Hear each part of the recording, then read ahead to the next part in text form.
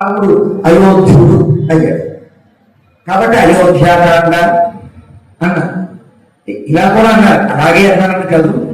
అయోధ్యలో జరిగిన ఘట్టముల వల్ల అయోధ్యాకాండ, ధర్మము చేత ఏమాత్రము అధర్మము చేత ధర్మేతరము చేత జయించబడిన ధర్మమూర్తి అయోధ్యుడు కాబట్టి రాముడిది అయోధ్యకాండ.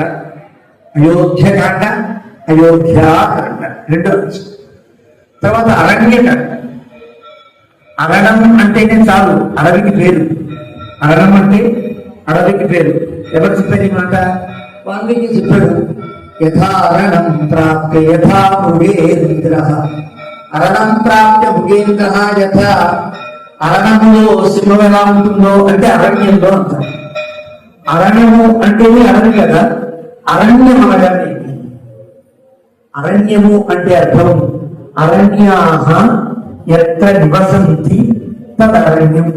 అరణ్యాహ అంటే మహర్షులు, మహాయోగులు, అడవినే తమ నివాసముగా కలిగిన మహనీయులంతా నిండిన కాండ కాబట్టి అరణ్యకాండ. రామచంద్రమూర్తి మహర్షుల్ని సేవించడం కోసమే వనవాసానికి పోయింది. అతని నుంచి వేరే ప్రత్యేకమైనటువంటి అవసరం లేదు. నిజానికి వనవాసం చెయ్యాలి అని నియమం అయితే అయోధ్యకి అన్ని వైపులా ఎన్నో అరణ్యాలు, 100 కిలోమీటర్ల దూరం ఉండవు. నైమిషారణ్యం ఒక పక్క, పర్వతారణ్యం ఒక పక్క, ఎన్నో అరణ్యాలు.